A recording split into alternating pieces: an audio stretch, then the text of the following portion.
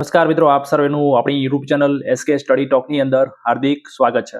મિત્રો, આજના આ વિડીયોની અંદર જે મિત્રો ટાટ સેકન્ડરી અને ટાટ હાયર સેકન્ડરી માટે શિક્ષક બનવાની તૈયારી કરી રહ્યા છે, તો એ મિત્રો માટે આજનો વિડીયો ખૂબ જ હેલ્પફુલ રહેવાનો છે. કારણ કે મિત્રો, આપણે આજના વિડીયોની અંદર એક 15 માર્કની સ્ટ્રેટેજી જે તમને રોકડા માર્ક અપાવશે, તમારે કોઈની બુક લેવાની પણ જરૂર નહીં પડે, કયા સોર્સમાંથી વાંચવું અને કયા સબ્જેક્ટની હું વાત કર્યું છું એ આજના વિડીયોમાં વાત કરવાના છે. કારણ કે મિત્રો, આ 15 માર્ક તમને પ્રિલિમ પાસ કરવામાં ખૂબ જ હેલ્પફુલ રહેશે. આ વિષય પણ બહુ સરળ છે અને ટોપિક પણ ફિક્સ છે કે આ ટોપિકમાંથી જ પ્રશ્ન આવે છે.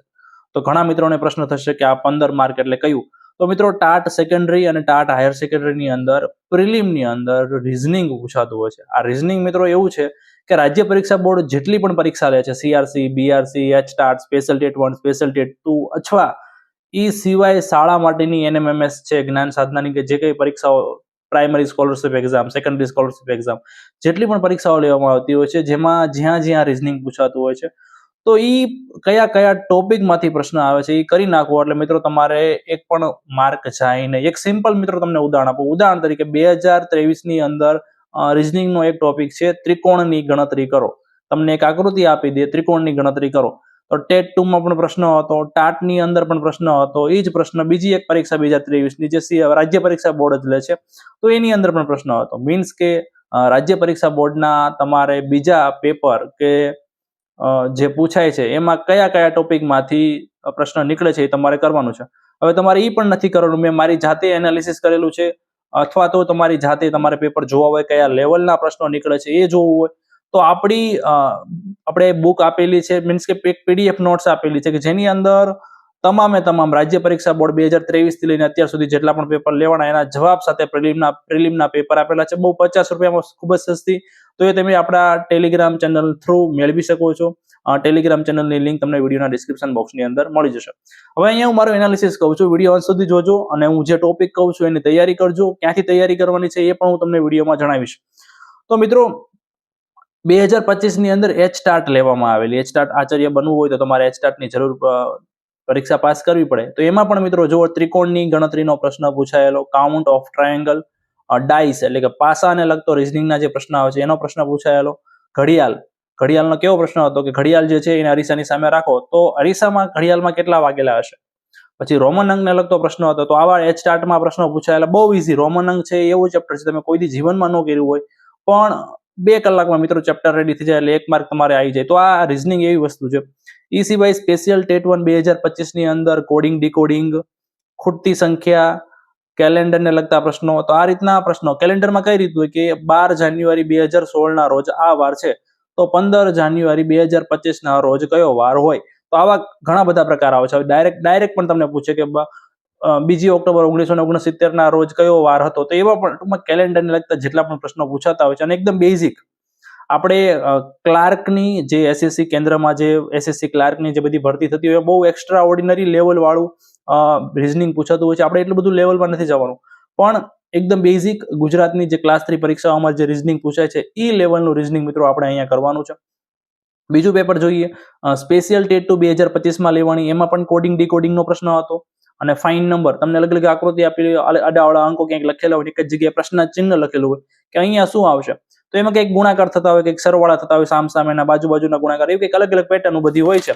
તો એ તમે પ્રેક્ટિસ કરી લો એટલે તમને ઇઝીલી જે છે એ મિત્રો જવાબ મળી જાય. હવે ઘણા કહેશે સાહેબ એવી રીતે હું અહીંયા દરેક ટોપિક નથી કહેતો. ટેટ 1માં પણ આવી રીતે પૂછાયેલા 2023માં, ટાટ 1 2023માં ટોપિક પૂછાયેલા, ટાટ 2 2023માં. બધું નથી બોલતો કેમ કે વિડીયો લાંબો થઈ જશે. અને ટેટ 1 2025માં એમાં પણ પૂછાયેલા. ફાઇનલ હું તમને ટોપિક આપું છું જે મેં મારી રીતે એનાલિસિસ કરીને કે આટલા ટોપિક તો વારંવાર જે છે એ રિપીટ થાય છે, પેલા એ કરજો, એટલામાં તમારે લગભગ આખું રિઝનિંગ થઈ જશે. હવે ઘણા કહે સાહેબ રિઝનિંગ શા માટે કરવાનું, કેમ બીજા વિષય નહીં અડવાના? તો મિત્રો, પહેલી વસ્તુ, તમારે પ્રિલિમમાં ટોપ નથી કરવાનું. તમારે ખાલી પ્રિલિમ એક માધ્યમ છે મેઇન્સ તરફ જવાનું. એટલે તમે પહેલા તો કન્ટેન્ટ કરવાનું. તમારે કન્ટેન્ટ કરવું જ પડશે. 80 માર્કનું કન્ટેન્ટ છે. તમારે 80માંથી 80 નથી આવતા. કોઈ બહુ રેર કેસમાં મોટાભાગના લોકોને 80માંથી 80 નથી આવવાના. 15-20 માર્ક કે અમુકને ઓછું કન્ટેન્ટ, બહુ જાજુ વીક હોય તો વધુ કપાય. તો તમે 50-55 કન્ટેન્ટમાં પોગી જાઓ છો, તો બાકીના 20-25 કે 30 માર્ક માટે તમે ઇંગ્લિશ પણ ઘણા મિત્રો એવા પણ હોય છે ગુજરાતમાં ઇંગ્લિશ બહુ ખરાબ હોય છે, તમારે ઇંગ્લિશ અડવાની પણ જરૂર નથી, સાવ સ્કીપ કરી દો. હવે એક વસ્તુ વિચારો, અન્ય જે ક્લાસ 3 ની પરીક્ષાઓ હોય છે એની અંદર મિત્રો એક પ્રશ્ન રિઝનિંગનો કે કોન્સ્ટેબલની પરીક્ષામાં 40 સેકન્ડ જેવું મળતું હોય છે. તમારી સામે પ્રશ્ન આવ્યો, 40 સેકન્ડમાં તમારે જવાબ આપી દેવાનો, સમયની મારામારી હોય છે. અહીંયા તમે ઇંગ્લિશ ને એવા બધા ઘણા બધા સબ્જેક્ટ જે છે એ સ્કીપ કરો છો, તો એ તમે જોતા પણ નથી, પરીક્ષામાં એમની સામે નજર પણ નથી ફેરવતા. એનો મતલબ કે તમારે એટલો સમય બચ્યો, તો એટલો સમય મિત્રો તમે બચ્યો છે તો એ સમય જે છે તમે રિઝનિંગને આપો. રિઝનિંગ એક એવો સબ્જેક્ટ છે, જો એક પ્રશ્નને 3 મિનિટ કે 4 મિનિટ મળી જાય તો તમારો જવાબ ચોક્કસથી આવી જશે. ક્યારે પણ તમે પ્રેક્ટિસ થોડી ઘણી કરેલી હોવી જોઈએ. એક પ્રશ્નની પાછળ પડી જાઓ એટલે જવાબ આવી જાય. મીન્સ કે આ રિઝનિંગની અંદર મિત્રો 15 માંથી 15 માર્ક આવી શકે, પણ તમે થોડુંક આયોજનબદ્ધ પ્રેક્ટિસ કરેલી હોવી જોઈએ. તો અહીંયા હું તમને ટોપિક કહું છું, ખાસ તમારે નોંધ કરવી તો નોંધ કરી લો. આના પછી ટોપિક લખાઈ જાય પછી હું તમને કહીશ કે કઈ જગ્યાએથી તમે જે છે આની તૈયારી કરી શકો છો એકદમ ફ્રીમાં. કોઈની નોટ્સ પણ લેવાની જરૂર નથી, કાંઈ PDF પણ લેવાની જરૂર નથી, કોઈની બુક પણ લેવાની જરૂર નથી. એકદમ ફ્રીમાં, જેવી રીતે કોઈની પાસેથી ભણતા હોય એવી રીતે ફ્રીમાં, અને બહુ દરિયો છે દરિયો, તો એ વાત કરવાનો છો. પણ મારું એનાલિસિસ છે, આટલા ટોપિક પહેલા કરજો, આ સિવાય પણ જો તમારી પાસે ટાઈમ વધે છે તો બીજા ટોપિક કરજો. તો પહેલો ટોપિક છે સિરીઝ એટલે કે શ્રેણી. શ્રેણી બે પ્રકારની આવતી હોય છે, નંબર સિરીઝ અને અક્ષર શ્રેણી. તો આ બે પ્રકારની શ્રેણી કરજો. પછી છે કોડિંગ ડીકોડિંગ, એમાં ઘણા બધા પ્રકાર આવતા હોય છે. પછી છે રોમન અંક, એના પછી છે આકારોની ગણતરી. આકારોમાં ત્રિકોણની ગણતરી કરો, ચોરસની ગણતરી કરો, તો અલગ અલગ આકારોની ગણતરીના પ્રશ્નો આવતા હોય છે, તો એ ખાસ કરજો. ડાઇસ, પાસાને લગતું પ્રશ્ન, પાસાઓ જે છે એને લગતું રિઝનિંગના પ્રશ્નો આવતો હોય છે.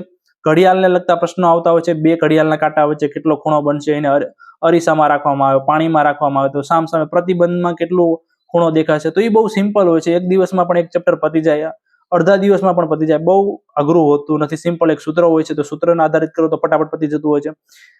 એ સિવાય મિત્રો ખૂટતી સંખ્યાઓ તમને અલગ અલગ રીતે સામે કે બોક્સની અંદર કે ઘણી બધી રીતે આંકડાઓ આપી શકે, અને કોઈ એક જગ્યાએ પ્રશ્નાચિહ્ન કરેલો હોય કે કઈ સંખ્યા અહીંયા આવી શકે, તો કોઈ ખૂટતી સંખ્યા, ફાઇન નંબરને લગતા પ્રશ્નો પૂછાઈ શકે. કેલેન્ડર, મોસ્ટ આઈએમપી દરેક જગ્યાએ વારંવાર પૂછાતા હોય છે, કેલેન્ડરમાંથી પ્રશ્નો. એ સિવાય છે વર્ગીકરણ, તમને 4 ઓપ્શન આપેલા હોય, 4 માંથી એક ઓપ્શન અલગ પડતું હોય, કયું અલગ પડે છે તો એ વર્ગીકરણને લગતા પ્રશ્નો. એના પછીનું મોસ્ટ આઈએમપી ચેપ્ટર અંતર અને દિશા. અંતર અને દિશા એક એક્ઝામ્પલ આપો.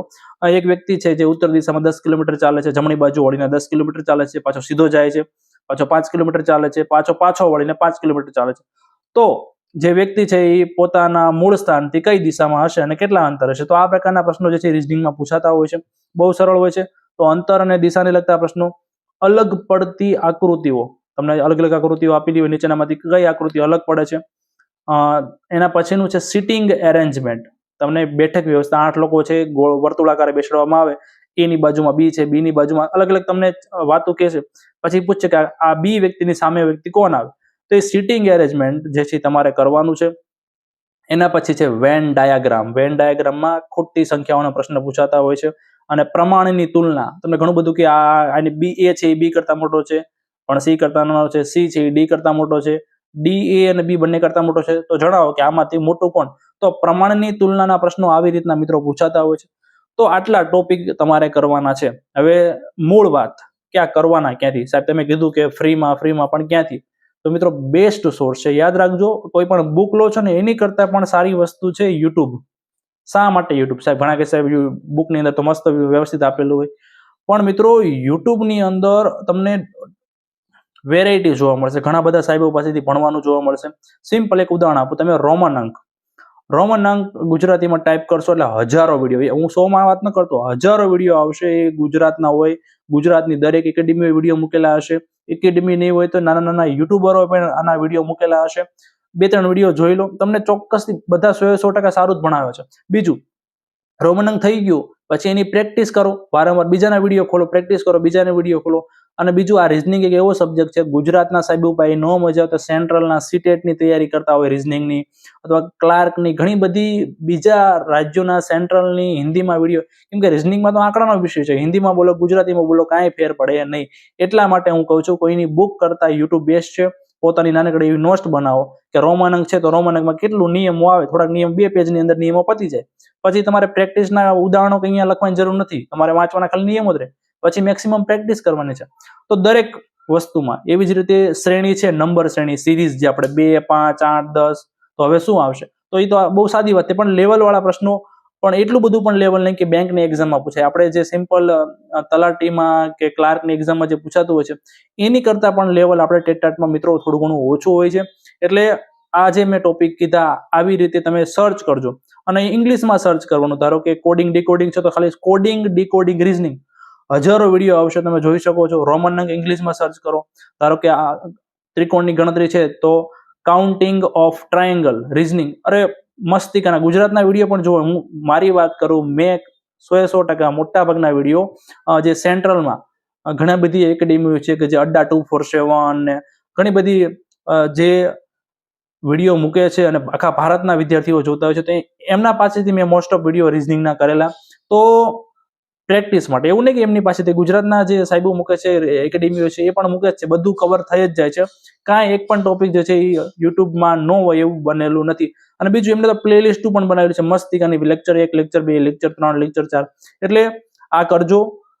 તમે તમારો કોઈ બીજો વિષય ખરાબ હશે, ઇંગ્લિશમાં તમે નબળા હશો, અથવા અન્ય જે ઘણા બધા વિષય છે કે જીકે તમે સ્કીપ કરવાના છો, ઇંગ્લિશ તમે સ્કીપ કરવાનો છો, એ સિવાય પણ ઘણા વિષયમાં તમે નબળાઈ હોય તો તમે સ્કીપ કરવાનો હોય, તો આવા જે વિષય છે રીઝનિંગ જેવા વિષય કે જે તમને પૂરામાંથી પૂરા માર્ક અને પ્રિલિમ પાસ કરવામાં સપોર્ટ કરશે.